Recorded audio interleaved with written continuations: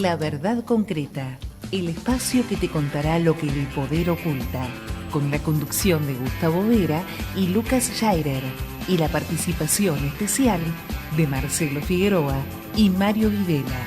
En la producción, Gisela Delino. Esta es la historia de un hombre común, que un día mirando hacia el cielo lo deslumbró una señal.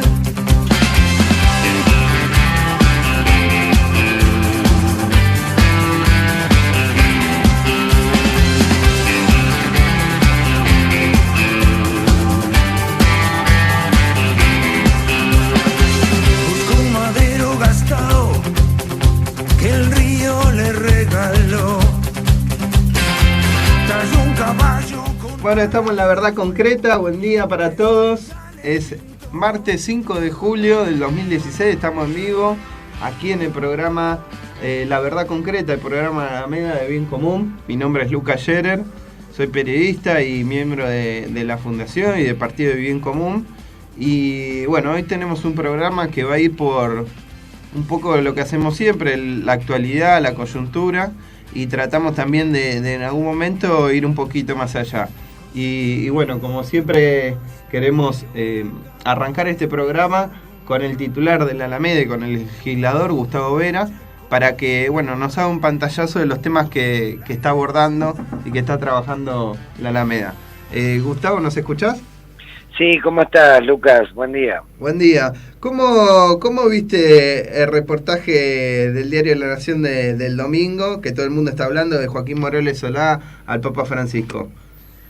Bueno, la verdad que el reportaje es una partecita de reportaje muy pequeña y después un montón de comentarios de off the record, funcionarios, y que no sabemos si son frases de funcionarios, frases que pone el propio Morales Solá. Claro. Me llama la atención que cuando le hacen el reportaje en conversaciones, al día siguiente, ayer, Morales Solá plantea que bueno, que cuando se juntó en Santa Marta, en un lugar apacible, sereno, donde no hay presencia de cardenales, y la verdad que no sé si Morales Solá sabe que ahí duermen los cardenales, y además almuerzan todos los mediodías. Claro. Así que eso, de alguna manera, pone un poco la pauta de que evidentemente el reportaje fue escueto. Claro. Morales Solá sabe perfectamente que soy amigo del Papa y no soy vocero, y así se lo manifestó el Papa. Claro. Después Morales Solá naturalmente no lo agrega. Tampoco agrega que sos titular de una fundación, que sos legislador, ¿no? Exactamente, tampoco lo agregan, y eso es una parte que tiene que ver más con una, que no sé si será Morales Solá o será el diario, aunque por lo que vi en conversaciones parece que es motus propio del periodista, pero ciertamente Francisco está a favor del diálogo social, Francisco está a favor de la concertación social, cree que el gobierno tiene que tener la grandeza de dialogar con todos los sectores y tratar de ver cómo se, de alguna manera, reducen las penurias que en este momento sufre la población. Lo que dice la UCA de que se ha incrementado en 4 millones de pobres en este semestre, la situación social es total verdad, y por lo tanto no hay ninguna contradicción entre lo que Francisco de alguna manera desea y lo que dijo el cardenal Poli en el Te Deum el 25 de mayo y lo que viene diciendo los informes de la UCA, y todo conduce en dirección de tratar de cuidar y de proteger el trabajo de los argentinos, el salario de los argentinos, y sobre todo a los sectores que en este momento están pasando penurias muy graves, particularmente en la provincia de Buenos Aires. Sí, exacto. Y después de otros temas más vinculados a la... Claro que el Papa obviamente hoy escribió, como escribe todas las semanas, nos felicitó por el trabajo que estamos haciendo, por la actitud de construir puentes y no de tender muros, y bueno, y que no nos dejemos de alguna manera desmoralizar por las operaciones en las que, como la de Durán Barba, por ejemplo, que el domingo pasado escribió en Perfil un artículo en el cual me coloca al lado de Esteche, Mariotto, Delía, etcétera, como un supuesto, no sé, agorero del golpe. O como Lidita Carrió, que hace un mes dijo el disparate de que yo estaba detrás de la adulteración de facturas para que le llegaran más caras a la gente, junto con Moyano, Plumato y otro más. O sea, disparate, digamos, donde se está calumniando, nos están calumniando, nos están tratando de alguna manera de presentar como una especie de cucos, cuando lo único que hemos planteado es que el gobierno tiene que dialogar, tiene que concertar con la oposición, con los gobernadores, con las cámaras empresariales y los sindicatos, y tratar de alguna manera de llegar a consensos y acuerdos que permitan que haya menor sufrimiento para el pueblo argentino. Estamos con Gustavo Vera, el titular de la Alameda, el legislador porteño. Gustavo, hacías referencia a lo que Carrió injurió respecto a que se modifican las facturas. Y quería en esta pregunta hacer dos en realidad. Por un lado, hubo una defensa muy fuerte de parte de Carrió, que mismo cambiemos al tarifazo, y acabamos de venir justamente una movilización que fue el frazadazo, y preguntarte un poco qué pensás, qué balance haces. Y después, no solo Carrió está haciendo una defensa muy fuerte de este tarifazo, sino desde otros sectores vienen como diciendo, bueno, este ajuste es necesario, la gente tiene que bancar esto porque veníamos en una situación muy crítica. ¿Qué pensás de estas dos cosas, no? Carrió haciendo la defensa total y después otros, no solo del espacio Cambiemos, defendiendo este tarifazo. Bueno, Carrió lamentablemente en su momento tuvo denuncias, se ha aportado mucho a la lucha contra la corrupción, pero hoy al defender de alguna manera, de la manera que lo está haciendo el gobierno, tiene que comerse un montón de sapos que tienen que ver con los servicios de inteligencia, de Estiuso, Richard, Javier Fernández, etcétera, que tienen que ver con Roncaglia, que tienen que ver con un montón de personeros que incluso vienen del gobierno anterior y que no han cambiado ni modificado sus políticas corruptas, y tiene que defender ajustes que realmente son tremendos, digamos, para el poder adquisitivo de la población. La verdad que me parece que ha perdido un poco el rumbo, y además no tenía por característica calumniar y difamar de la manera que lo está haciendo. Pero bueno, más allá de esto, eso es secundario. Lo más importante, digamos, es que ya empieza a haber algún nivel de organización. La CTA de Micheli ayer planteó lo de frazadazo.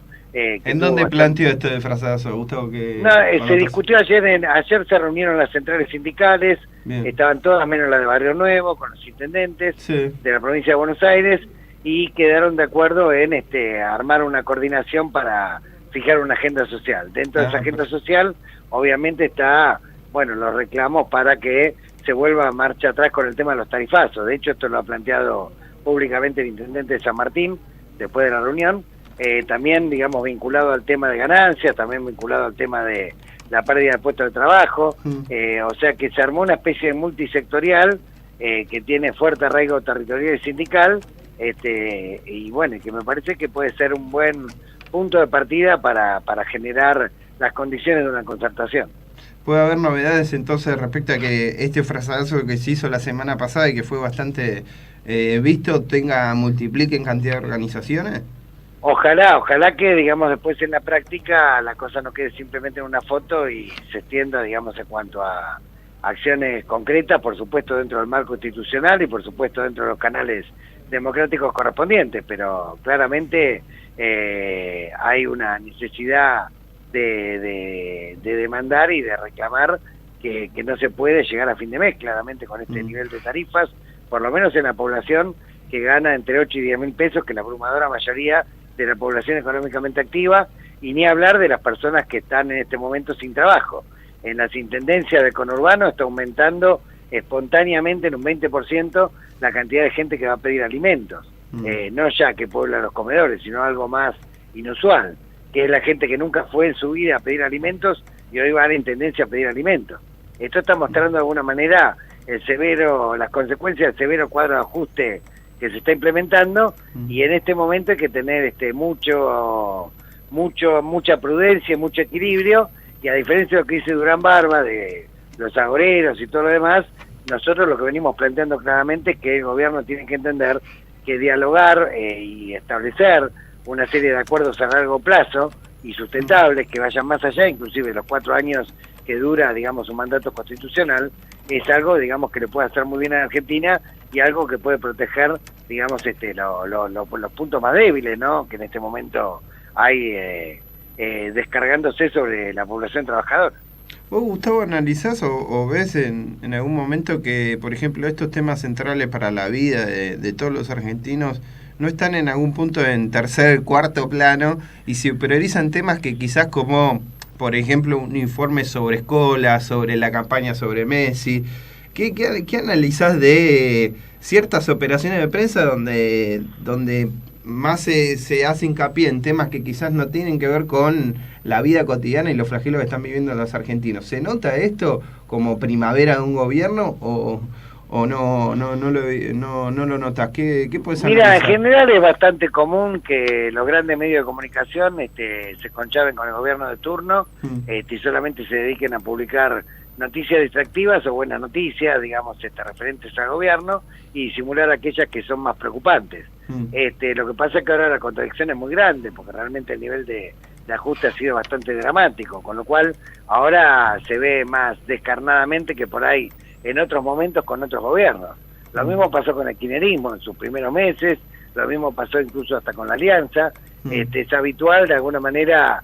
Francisco siempre, una vez le dijo al intendente Menéndez, cuando lo encontró en la audiencia de los miércoles, dijo, mira, no te hagas problema por los medios son una tortilla, hoy están acá y mañana allá, digamos, y no se refería a los periodistas, que cumplen muy noblemente su trabajo, sino básicamente a las empresas que habitualmente buscan, a cambio de favores económicos o de mejores posicionamientos en el mercado, se ofrecen de alguna manera como relatores, digamos, del gobierno de turno, disimulando, digamos, aquellos aspectos que más preocupan. Así que esto, digamos, reiterativo respecto a otros gobiernos. Lo que pasa es que ahora parece más ridículo y más absurdo porque la contradicción entre las operaciones de distracción, y creo que el caso de lo de Messi es lo más claro, y respecto a la realidad son muy grandes. En el frazadazo se vio también. Cuando se hizo la conferencia de prensa del frazadazo, no vino ni siquiera una radio FM a cubrir la conferencia de prensa. Notablemente no había nadie. Exactamente, y después cuando se hace la manifestación, que se le hizo respetando un carril, que se le hizo con absoluta actitud pacífica, sin capucha ni palos ni nada, simplemente con frazadas y con velas, mucha gente se sumó espontáneamente, y esto de alguna manera obligó prácticamente a todos los canales de televisión a tener que cubrir el evento en último momento.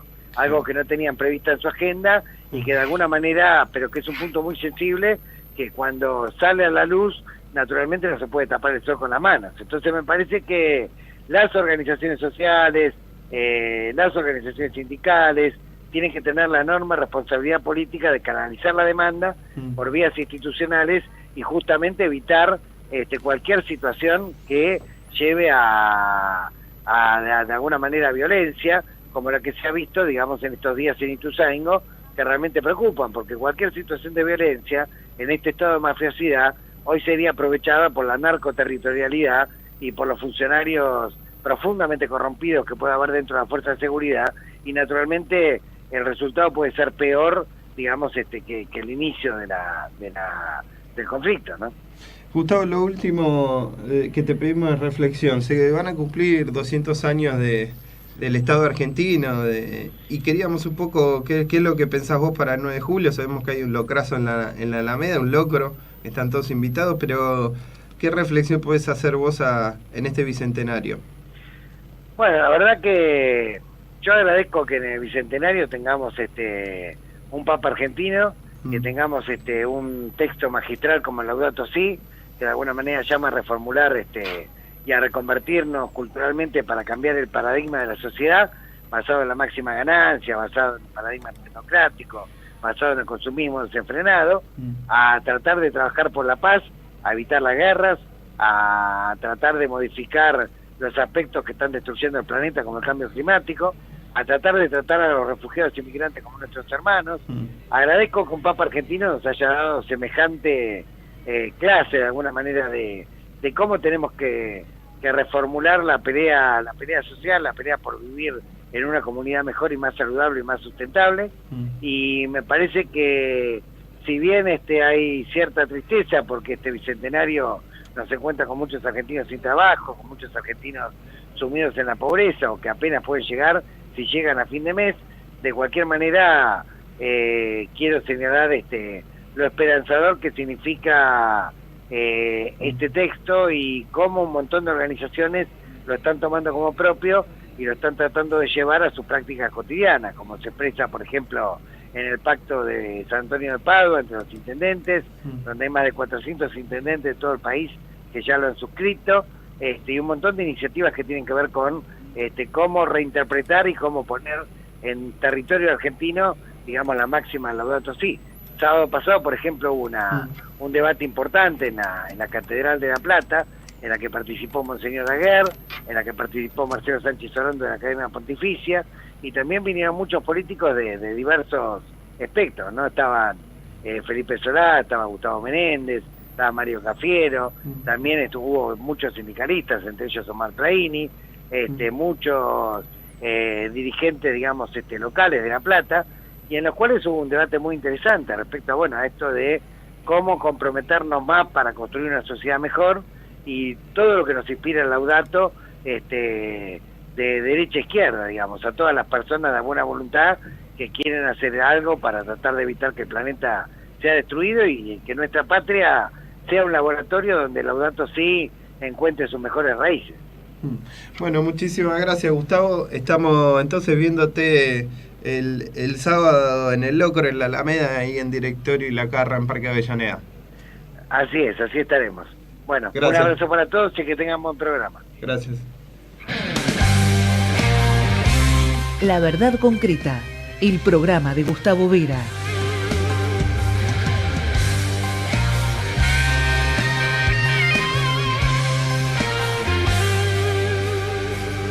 Una moto llega a la catedral, llama a su puerta, la invita a pasar. No se persigna, no hay que aparentar, pero estaciona cerca del altar.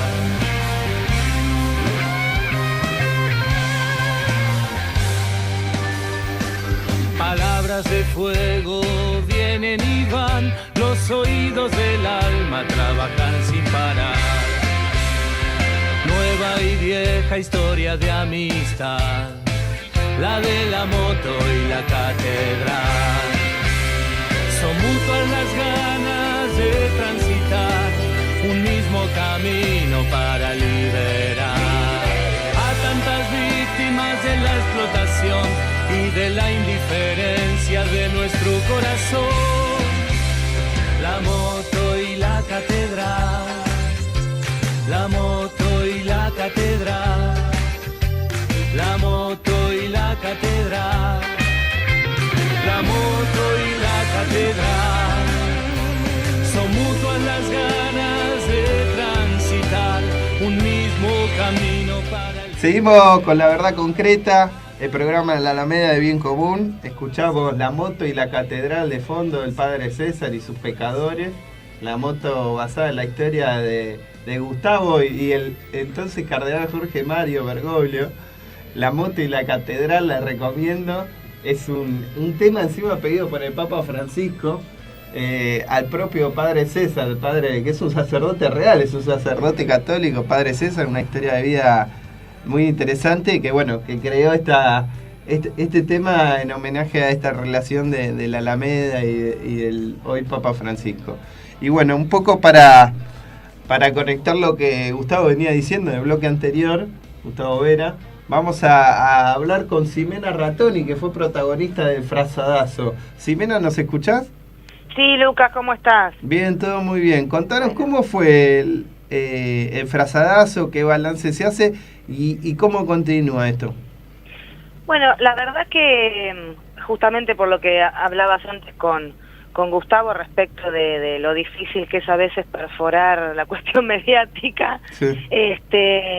Sinceramente hacemos un balance bastante positivo porque digamos la acción surgió, producto de la necesidad de que empezaron a llegar unas boletas impagables, sí. Y esto empezó a correr como reguero entre los laburantes que pertenecen también a muchas organizaciones, y surgió esta iniciativa que se preparó con bastante pocos días, digamos, de anticipación, y a pesar de eso creo que ha sido una actividad muy buena, digamos, donde a pesar de las organizaciones sociales y gremiales que convocaron la iniciativa, se fue sumando diferentes personas que iban saliendo del trabajo y se iban acercando, se armó una acción bastante llamativa también por las frazadas y las velas, y bueno, y esto empezó de a poquito a perforar, digamos, la cuestión mediática, por lo menos, y básicamente en radios y en medios gráficos y en alguna prensa, digamos.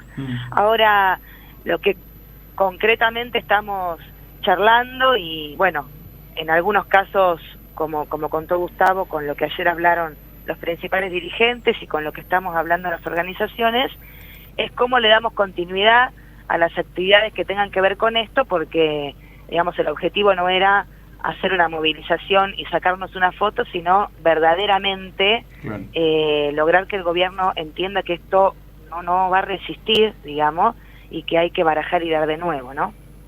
Sí, y en la reunión de CTA que ayer se dio para dar continuidad a estas jornadas de lucha para frenar los tarifazos, ¿hay alguna acción en concreto que se van a realizar? ¿Son un conjunto de acciones? ¿Cómo sigue?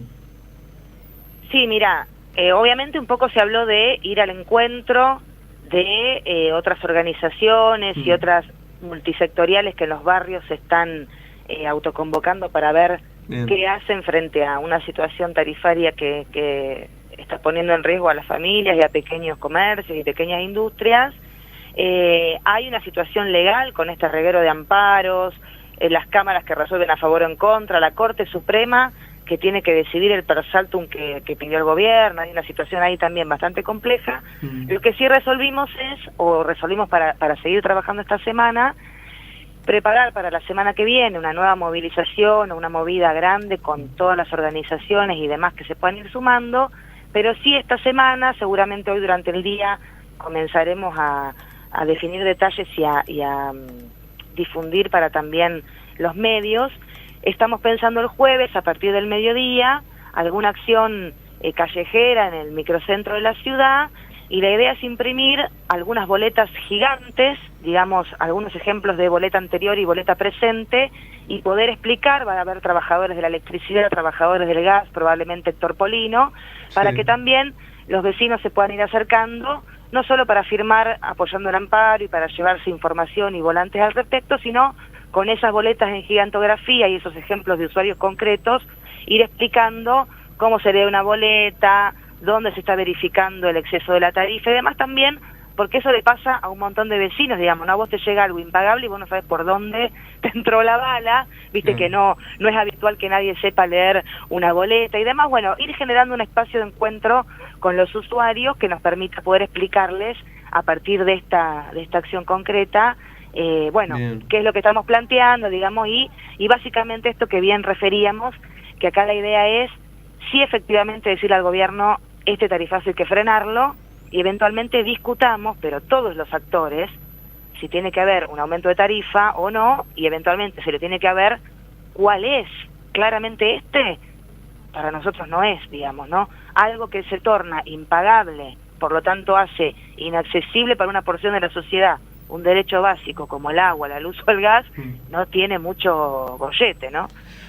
Ya está saliendo en varios medios que, bueno, no se realizan audiencias públicas, está saliendo en la luz también que seguramente va en el sentido que vos decías del per saltum en la Corte, que hay varios tribunales. Por ejemplo, acá se acaba de informar que en Córdoba se ha frenado el tema de la suba y de hecho reintegro del dinero que ya han pagado los usuarios. Judicialmente, entonces, la Corte tendría que decidir hacia dónde va el rumbo judicial. En realidad, claro, porque pasó así, empezaron a aparecer o bien los amparos o bien las cautelares respecto del tarifazo en un montón de provincias, y en algunas provincias, además por localidad, y se da la complejidad, por eso la Cámara en Córdoba había pasado lo siguiente: en algunas localidades la justicia dio lugar a los amparos, y en otras localidades, como por ejemplo en Córdoba capital, Bustos Fierros había fallado en contra de los amparos. Claro. Lo que hizo la Cámara de Córdoba fue hacer una medida para toda la provincia, porque si no era una localidad sí, otra no, un quilombo. Hizo una resolución para toda la provincia, pero que suspende el cobro del aumento por 3 meses. En Neuquén y en Mendoza hubo amparos que salieron a favor. A esta semana, por ejemplo, en lo que es la cuestión eléctrica, en la localidad de San Martín hubo un amparo que salió a favor. En La Matanza la intendenta presentó un recurso por todos los servicios, en Olavarría el intendente, bueno, y me voy a olvidar de 1000 porque hay, te vas enterando todos los días de pequeños lugares donde hay amparos locales o cautelares locales. En Gesell los vecinos que tomaron también la empresa de gas y la intendencia enseguida también frenó. Efectivamente, la situación se había ido un poco de mambo porque se había generado una cuestión de conflicto social concreto y la intendencia intervino. Entonces, en este marco, el gobierno nacional le hizo un pedido concreto a la Corte Suprema, digamos, de Per Saltum para que haga una resolución que valga genérica para toda todo el país. Claro, porque esto se empieza a tornar un lío, digamos, tanto si te sale a favor o en contra, no deja de ser un lío que a unos le vas a cobrar, a otros no, a otros más o menos, otros por 3 meses, en algunos casos hasta el 400, en otros no. Realmente la situación se terminó de complicar, digamos. Sí, no sé, digamos, hoy ayer escuchaba que hoy es el primer plenario de acuerdos de la Corte Suprema, yo no sé, desconozco si este tema va a ser tratado hoy o no, pero bueno, es probable que más temprano que tarde la Corte diga algo, desconozco si va a ser a favor o en contra de los intereses de las mayorías, y eso también va a ir determinando un rumbo, digamos, ¿no? Pero como la maraña judicial, digamos, no, yo creo sinceramente que es cierto que cuando uno le viene una boleta impagable, y no es uno, sino que es todos sus vecinos, el comerciante, etcétera, la primera reacción que hay en muchos lugares es apelar a que la justicia por lo menos lo frene un rato hasta ver más claro. Sí. Ahora, evidentemente lo que hace falta aquí es una decisión política, digamos, ¿no? Porque, qué sé yo, te puede salir un amparo o una cautelar que por 3 meses no te cobran, y realmente si no podemos instalar desde otro lugar y con una decisión política esta situación, dentro de 5 meses nos fallan a todo en contra y marché preso, digamos, ¿no? Entonces, bueno, creo que la idea del frazadazo y la continuidad de actividades en este sentido tienen que ver con destrabar la cuestión más en el seno político, digamos. Verdaderamente necesitamos que el gobierno, digamos, dé un paso atrás, pero no en el sentido de debilidad o de que, no sé, lo queremos de rodillo, que renuncien todo. Nadie está planteando eso, digamos, ¿no? Claro. Más allá de las flagrantes incompatibilidades de los funcionarios que ya están judicializadas. Más allá de las opiniones que cada ciudadano o persona u organización pueda tener del gobierno, de los funcionarios, hay una situación concreta y objetiva, y es que sobre todo en el caso del gas, que a nivel federal, de Ushuaia a La Quiaca, se ha mandado una macana, creemos que hay que parar la pelota y volver a discutir y hacer las cosas como corresponde, porque yo tengo todo el derecho de pensar, como nadie me explicó, nadie dijo de dónde salió esto, una revisión tarifaria, no se hizo auditoría de la guita que les vienen dando a las empresas, no se permitió acceder a la información de cuál es la base por la cual determinaron este aumento de tarifa.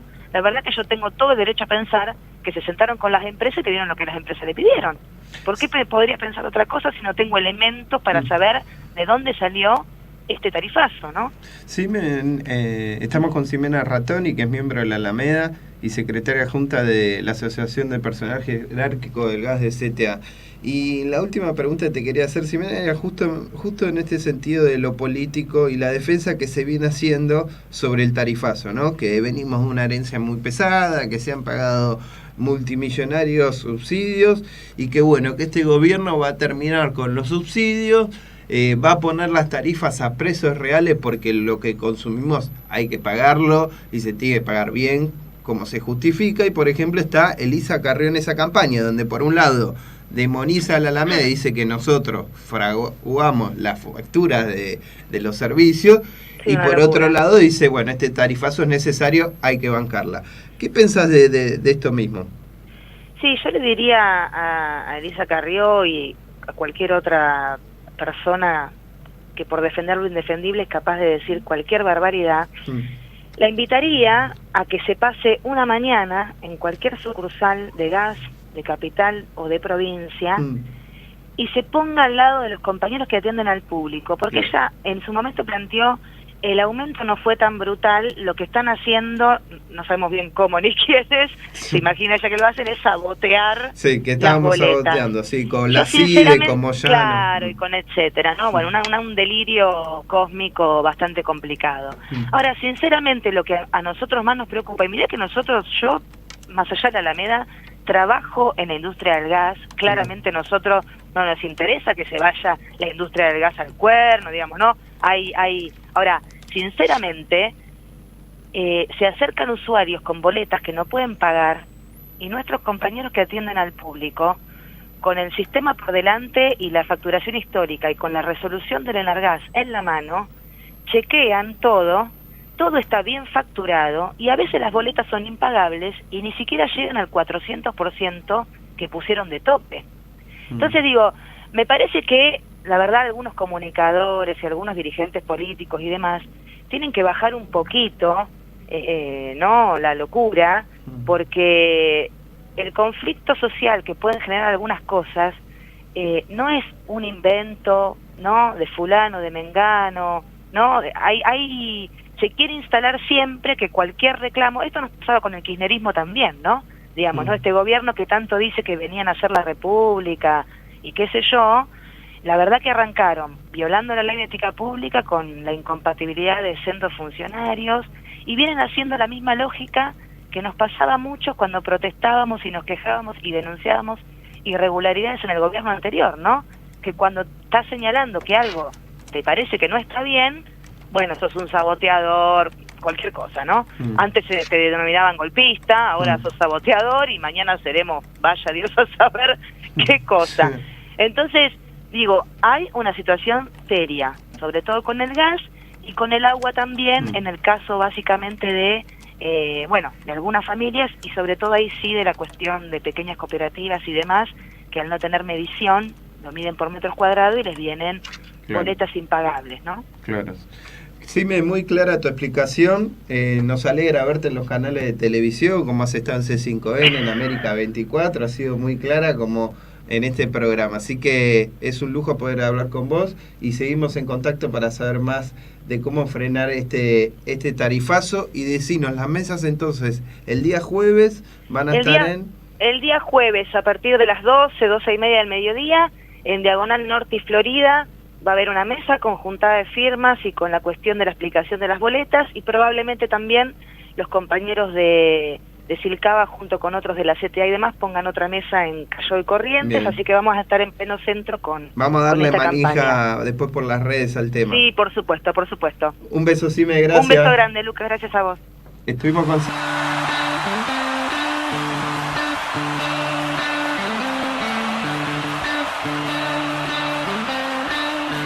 La verdad concreta, lo que el poder calla.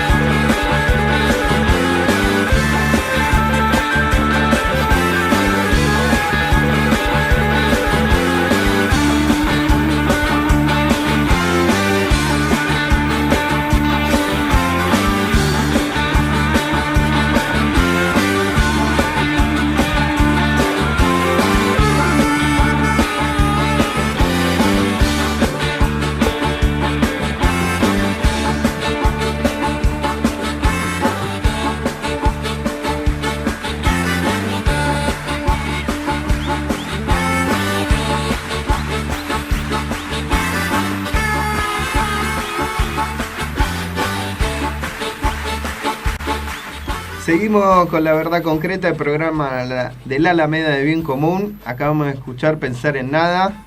Justo ayer me di cuenta que solo es cuestión de plata, mientras 10 ventanillas cobran, una sola es la que paga. De León Gieco, también estaban Los Piojos y Papo también acompañando a León Gieco. Pero nos queremos meter en un tema que está oculto, como el tema de los espías. Muy oculto, es un tema que casi no se habla, pero que maneja los hilos del poder en la sombra de la Secretaría de Inteligencia, como se la conoció durante décadas, hoy la Agencia Federal de Investigación, la AFI, y para ello queríamos hablar con Marcelo Saín. No sé si nos estás escuchando, Marcelo. ¿Qué tal? ¿Cómo te va? Buen día, sí, los escucho bien. Una sola aclaración. Sí. No es Agencia Federal de Investigación, es Agencia Federal de Inteligencia. De Inteligencia, disculpa. Marcelo, como bien nos corrige, es especialista en seguridad, fue el fundador, el creador de la Policía de Seguridad Aeroportuaria, el titular también, y hasta el año pasado fue el director de la Escuela Nacional de Inteligencia y el impulsor, entre otros, de lo que fue la reforma de la Secretaría de Inteligencia después del enfrentamiento de Cristina Fernández sobre el mandamás de la CIDE durante décadas, que era nada más y nada menos que Jaime Estiuso.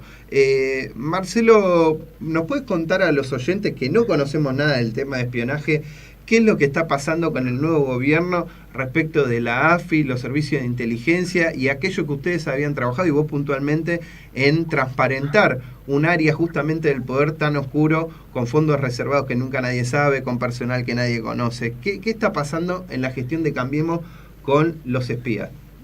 Si me permitís, dos aclaraciones muy rápidas para contextualizar el tema. Una es, los servicios de inteligencia no determinan la historia, no hacen la historia. En eso yo pretendo desdramatizar, porque ellos mismos venden de que son los que mueven los hilos de los hechos políticos, y no es así. Y la segunda aclaración es el poder de los servicios de inteligencia en general, más allá de que en algunas coyunturas históricas tienen un alto grado de autonomía, pero ese poder es un poder delegado por los gobiernos. Así que aquí no habría que interpretar que la Secretaría de Inteligencia, el estiusismo y todas las bandas que operaban ahí adentro eran bandas autónomas que le imponían la agenda al gobierno. Sí.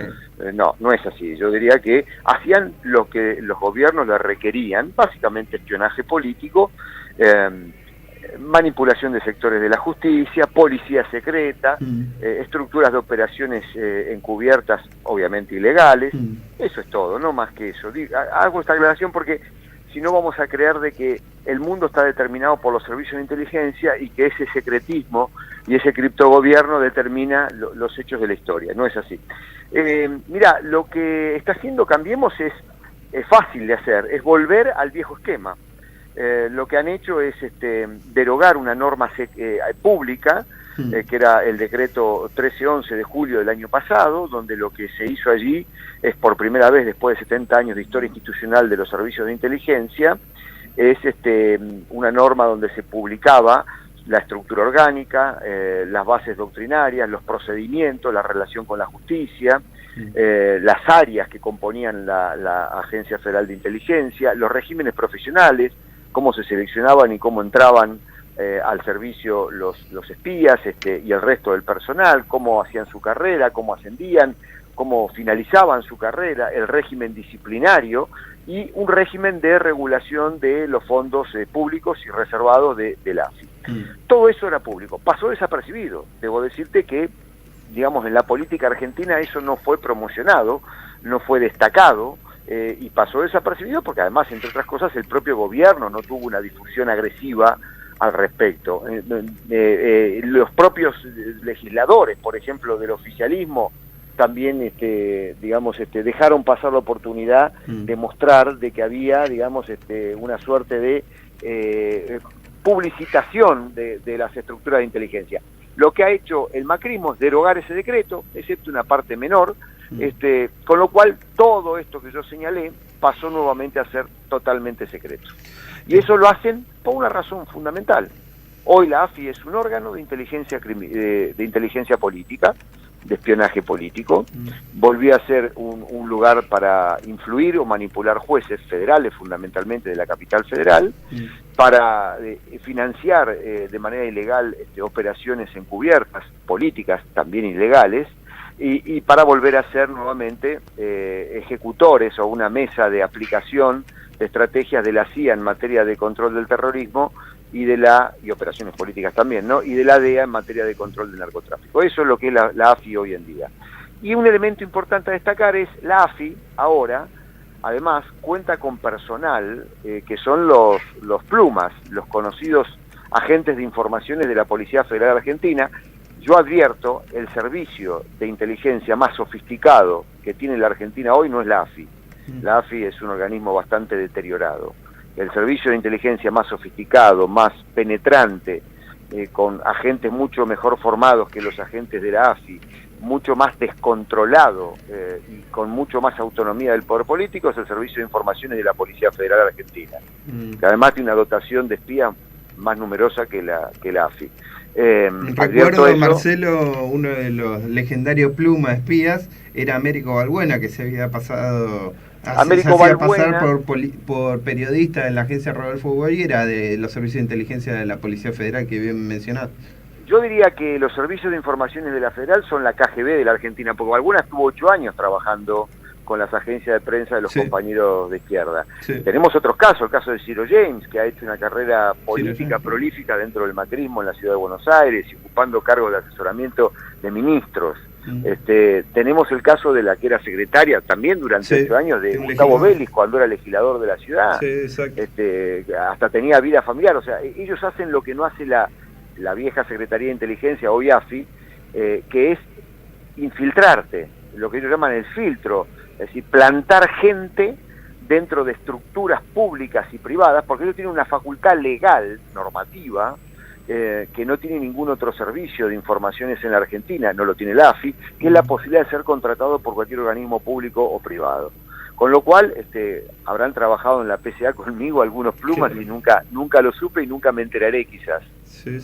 En relación a esto, se entiende por qué siguen siendo los jefes de la policía los que venían de anteriores administraciones que tuvieron la comandancia en la época de los anteriores gobiernos y que tienen estos espías hace años. Guillermo Calviño, que es titular de la Policía Federal en la ciudad de Buenos Aires, que depende de Rodríguez Larrete, de Martín Ocampo, y por otro lado el propio Roncaglia, Néstor Roncaglia, que venía de drogas peligrosas justamente en una época donde el crecimiento del narcotráfico fue altísimo y hoy es el jefe de la policía a nivel nacional, ¿no?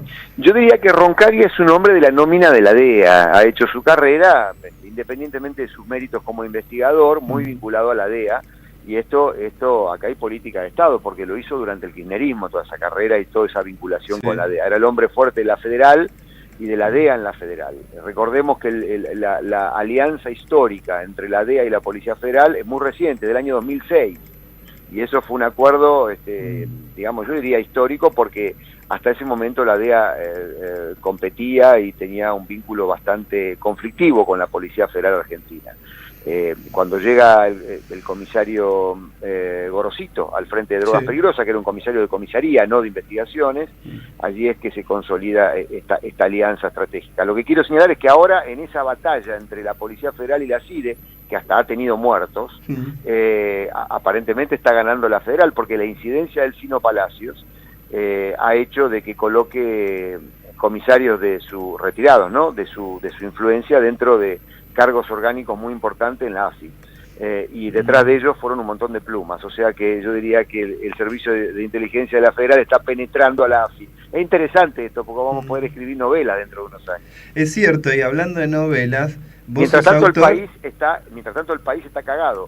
Está cagado porque no contamos con un servicio de informaciones que haga lo que tiene que hacer, y que la Argentina necesita imperiosamente, que es una verdadera inteligencia que conozca lo que es la trama de los crímenes organizados, del financiamiento y de la economía criminal, la red de empresas que se dedican a cometer delitos económicos y financieros, cómo la DEA manipula narcotraficantes, jueces que protegen narcotraficantes y policías que están vinculados al narcotráfico, cómo la CIA opera ilegalmente en nuestro país, cómo en realidad interceptan nuestras comunicaciones telefónicas militares, los ingleses, en función de la problemática de Malvinas, que la tienen como una hipótesis clara de guerra.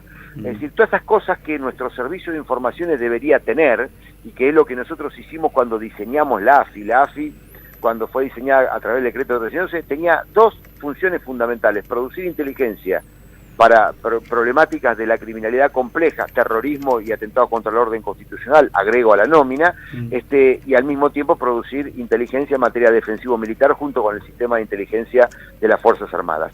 Eso se extinguió, porque lo que se impone ahora es lo más rústico de la inteligencia, lo más banal, lo más fácil de hacerse, que es el espionaje político. La inteligencia sobre opositores. Marcelo, no sé si nos escuchás. Marcelo sí, Saín, bien, Marcelo Saín está al aire, es autor además del libro La Casa No Cesa, que justamente lo que está haciendo es referencia sobre lo que fue su trabajo en la AFI. Y bueno, acá estás agregando un dato que yo estoy leyendo el libro, todavía no avancé tanto, pero esto nuevo que contás de la Federal como un sector justamente de inteligencia mucho más profesional en lo que es el espionaje político que lo que es la actual AFI. De los vínculos del macrismo con los servicios de inteligencia, ¿qué nos podés contar? Bueno, hay un vínculo muy estrecho, ¿no? Sepamos de que Macri montó desde el gobierno de la Ciudad de Buenos Aires una compleja red de espionaje político que era regenteado por quien fue el primer jefe de la Policía Metropolitana, Delfino Palacio. Esto se conoció en una causa judicial. No me importa si eso es el resultado de la guerra con la Secretaría de Inteligencia y con Estiuso, lo cierto es que eso ocurría y eso se ventiló en el marco de una causa judicial. Ha estado detenido, preso esta persona por eso. La justicia se encargó de deslindar responsabilidades con relación al jefe de gobierno, hoy presidente Macri, pero él era el cliente de esa red de espionaje político, porque está muy naturalizado en la clase política, no solamente en el macrismo, de que si vos llegás a una estructura gubernamental tenés el derecho a espiar a todos los demás. Y sos un gil si no montás un sistema de espionaje político. Entonces él lo montó con un referente de la Policía Federal, que es Delfino Palacio, y hoy lo mismo lo está haciendo en la Agencia Federal de Inteligencia. Allí se da un conglomerado de grupos de espionaje. No sé en qué va a terminar eso, pero digo, sectores que responden al Delfino Palacio, sectores que responden al estiusismo, históricamente eran adversarios, sectores que responden a agentes y funcionarios de inteligencia que son de carrera y que estaban en la AFI, en la Secretaría de Inteligencia desde hace algunos años, y que trabajaban en lugares claves. Debo decir que algunos de ellos, muy pocos, son buenos agentes de inteligencia y estarían proclives a trabajar bien el tema si encuentran un contexto adecuado para eso. Pero Estiuso vació la AFI, la vació de personal durante todo su dominio en la década kirchnerista, la vació enteramente, porque él dejó prácticamente 1.300 agentes, cuando en realidad la AFI tenía 2.500 históricamente, y eso era porque él montó todo un sistema paralelo, un sistema de inorgánicos, una red sofisticada de empresas que financiaban esa red inorgánico. Gran parte del financiamiento de esa red lo hizo con los propios fondos de la entonces Secretaría de Inteligencia. Bueno, hoy se vale de esa gran estructura paralela, digamos, yo diría paraestatal, para prestar servicio para el macrismo. Así que el macrismo tiene a varios servidores en su nómina. Por supuesto que la Argentina no está haciendo inteligencia en materia de defensa nacional y en materia de seguridad interior. Eso quédate tranquilo, que nada de todo eso está ocurriendo. Están haciendo lo que históricamente han hecho y que, fíjate vos, está tan naturalizado en la clase política que ni siquiera la oposición se mete en estos temas. La oposición es el Frente para la Victoria, el Frente Renovador. De estos temas no se hablan, estos temas no se tocan. El decreto con el que se deroga el decreto 1311 de hace un mes y medio atrás, ese decreto no fue criticado por nadie. La clase política le teme al tema o se vale de estos temas. Marcelo Saín, muchísimas gracias por tus palabras. Recomendamos a todos los oyentes ir a las librerías a buscar La Casa que no cesa, que es el libro justamente que habla de los temas que hoy Marcelo nos pudo desandar.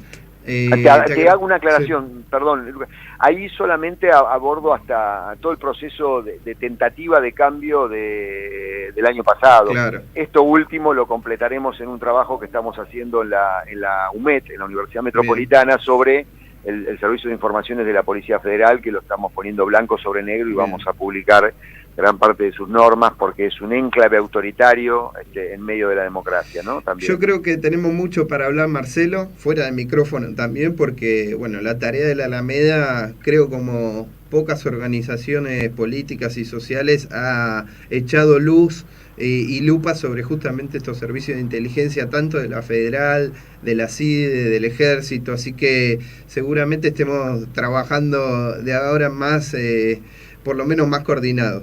Comparto su opinión, comparto la opinión sobre la Alameda. Para nosotros ustedes son un referente en este tema, y bueno, tenemos que estar juntos, sin lugar a dudas. Sí. Desde ya acepto la invitación a trabajar juntos y hacerlo desde la universidad, ustedes Bien. Desde la organización, sí, nosotros desde la universidad, porque, bueno, yo formo parte del ICSI, que es la iniciativa para el control de los servicios de inteligencia, junto con el CELS, con el ICSED, con Vida Libre, y me falta una organización más. El puente está tendido, ahora nos vamos a tener que poner a trabajar de manera coordinada, así que se nos fue el programa, agosto, Marcelo. En agosto hacemos un seminario, ustedes van a ser invitados para que podamos abordar estos temas. Buenísimo, muchísimas gracias, Marcelo Saín. Un abrazo. Seguimos en comunicación, gracias.